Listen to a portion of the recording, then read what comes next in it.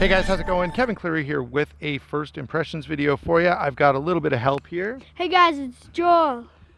So we're just out here in the backyard. There's a little bit of a shady spot. It's a super hot day, so we were going to do this by the fire pit, but it's just too stinking hot. So we're over here in under the pine trees. You can see all the pine needles kind of where we are. Anyway, I've got this Esee Cleaver, which was designed by Expat Knives to be, look, they call this an outdoor survival tool for, jungle use and all that kind of stuff, which is kind of interesting. You wouldn't normally think of a cleaver filling that role. What do you think, Joel? Cleaver a good tool for survival in the woods? I mean, I don't know, but it is good because you can, if you like get stranded on an island, you'd be able to use that for killing fish, catching fish, skinning branches, cutting branches. So you can use it for a lot of stuff. So I'd say, yeah, it's pretty good. Okay, there you go. Joel thinks it would work pretty well. Obviously, we haven't had a lot of experience cutting with it or anything like that, but we will try a bunch of different stuff before we get to the full review.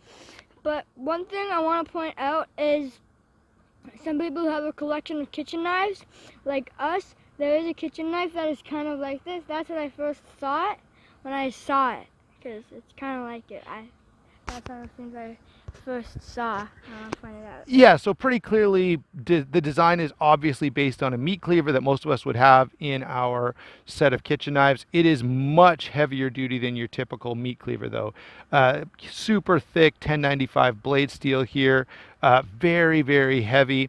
Now they've done a decent job of giving me a bit of an edge here. Perhaps they could have even gone higher with this grind, but I know that would sacrifice a bit of the toughness. Really quick rundown on features here. I already mentioned, so we've got 1095 steel here. They use, it is a coated steel. Let's see if I can just show you. So there's sort of a black coating on there, and that's important. It needs to protect the 1095. It's not a stainless steel. Then we've got G10 handles here attached with, I was about to say Torx, but they're not Torx, they're Allen keys, and pretty heavily textured. Bit of jimping back here. Exposed pommel so that you can use it as a striking tool. Yeah. And so, one thing I want to point out that Dad never points out is there's another hole. There's a hole for a rope to go through, so you could hook it to your belt. But it is kind of heavy, but I really like the handle. The last first impressions video we did, the knife didn't have a very good handle. Make sure to check that out after this video. I really like it. It's not as hard as the other ones we've done. It's normal handle, but I just can't get over how cool it is.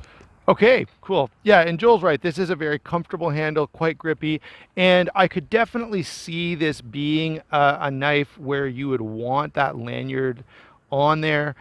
Because if you're going to be doing any kind of chopping, you're really going to want to, you don't want to hold it here. You're going to want to choke down on this as much as you can. And so when you're doing something like a 3-finger or even a 2-finger grip on this, that lanyard could serve very, very well.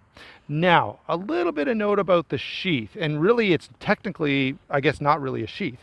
What's up? And I think they did a really good job on it because they could have done a full rectangle to cover it, but they made it less of a sheath, more something to just, if you have hatchets, it's kind of what they have for a hatchet. It covers the sharp parts of it and then kind of straps around. Because right here, there's the strap and it'll slide into there and the strap goes around.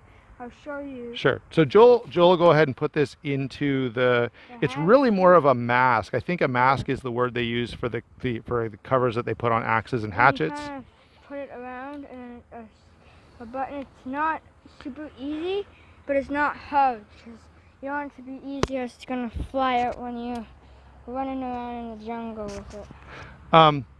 Yeah, so that's how you can't really call it a sheath, but that's how the mask works. The one thing I will say about this in terms of a limitation is this is something you're gonna have to put in your backpack. Like they didn't even bother to put an attachment here for your belt.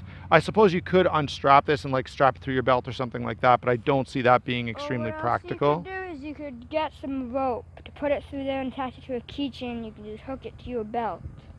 Okay, so Joel's, yeah, thinking you can maybe use a lanyard to attach it to your belt. So that kind of runs through all of the features. I guess we should give you the size and weight. So this is 11 and a half inches long. That's outside of the sheath. I know I keep calling it a sheath even though it's technically not one. So it's 11 and a half inches long, 6-inch. Now notice how the cutting edge comes a little bit past the handle here, but this is 6 inches of blade here and there's 6 inches of handle. Grip area, there's a good 4.5 inches here, so lots and lots of grip area. You could have massive hands and this would still fit you just fine.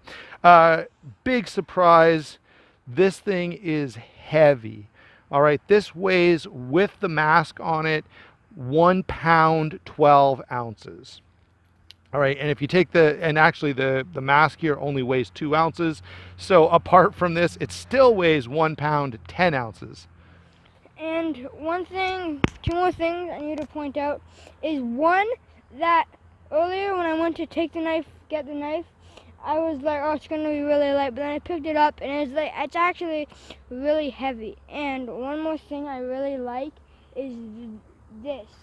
Some knives just have a blade that goes straight this way. When they do, it's not thick, so you can use finger or just slide and cut through. But on this, it's like impossible, because even if it slides off this, it'll still have all this to get through. So that's what one more thing I really like about the knife. Okay, cool. So, initial thoughts for me.